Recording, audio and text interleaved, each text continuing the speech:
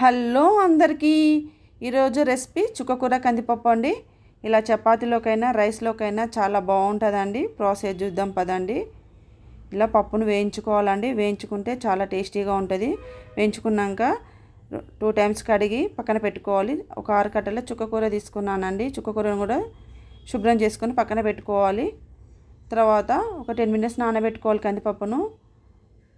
తర్వాత చుక్కకూర వేసుకోవాలండి కుక్కర్లోకి. తర్వాత ఒక టమాటో, పచ్చిమిర్చి వేసుకోవాలి.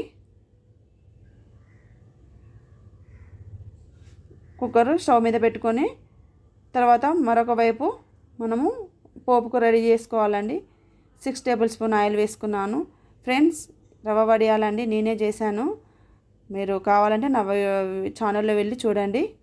తర్వాత పప్పు ఉడికిందా లేదా చెక్ చేసుకోండి. ఫ్రెండ్స్, మనం ఎంత కష్టపడ్డా ఈ ఫుడ్ కోసమే అండి. ఫుడ్ను నేను చాలా రెస్పెక్ట్ చేస్తాను. ఫుడ్ ఎంత కష్టపడ్డా మన పిల్లలకి ఫ్యామిలీకి పెడితే అంత ఆనందం, హ్యాపీ 100 రెట్లు ఎక్కువగా ఉంటుందండి. తర్వాత మనము అదే కడాయిలో జీలకర్ర, ఆవాలు వేసుకోవాలి.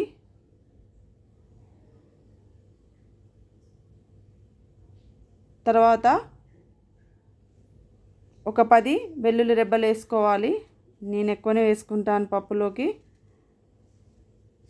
హెల్త్ కూడా చాలా మంచిదండి. తర్వాత ఎండుమిర్చి వేసుకోవాలి. తర్వాత ఒక టేబుల్ స్పూన్ జీలకర్ర మెంతుల పొడి వేసుకోవాలి. తర్వాత పసుపు వేసుకోవాలి. లాస్ట్లో కరివేపాకు వేసుకోవాలండి. స్టవ్ ఆఫ్ చేసుకోవాలి. పప్పు రెడీ అయిపోయిందండి. పోపులోకి పప్పును వేసుకోవాలి. తర్వాత బౌల్లోకి సర్వ్ చేసుకోవాలండి.